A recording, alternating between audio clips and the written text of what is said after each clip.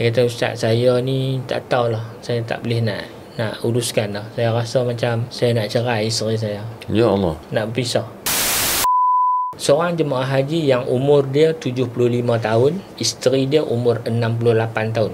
Satu hari dia mai jumpa dengan saya. Dia mai masuk kat bilik saya. Dia kata, ustaz, saya nak jumpa ustaz seorang boleh? Saya pun kata, okey boleh. Saya pun tutup pintu. Dia pun duduk.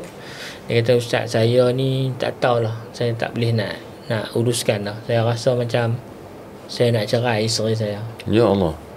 Nak berpisah. Saya tanya, kenapa sampai nak bercerai isteri? Tak tahulah ustaz, dia ni tak mau dengar cakap saya, macam-macam.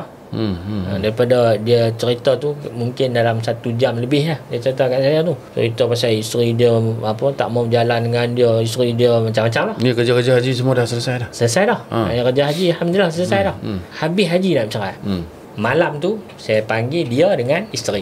Jadi apa yang kita buat, saya ambil kunci, saya letak dekat pakcik. Pakcik, macam ni lah, jangan sebut pasal cerai lagi. Makcik pun jangan sebut pasal cerai lagi. Ambil kunci ni, bilik dia nombor sekian. Pakcik dengan makcik naik bincang dekat atas elok-elok.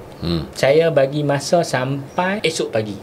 Esok pagi mai jumpa saya, bagi tahu kat saya keputusan dia apa. Saya pun bagi kunci, dia pun ambil lah kunci, naik atas. Esok pagi saya pergi sembahyang subuh. Balik sembahyang subuh, baru nak naik lift, saya tengok dia turun daripada lift.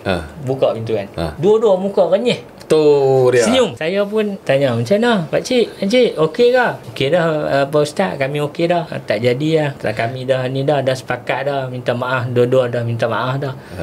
Lepas tu pakcik tu dia bisik, Ustaz, saya nak 1 malam lagi boleh?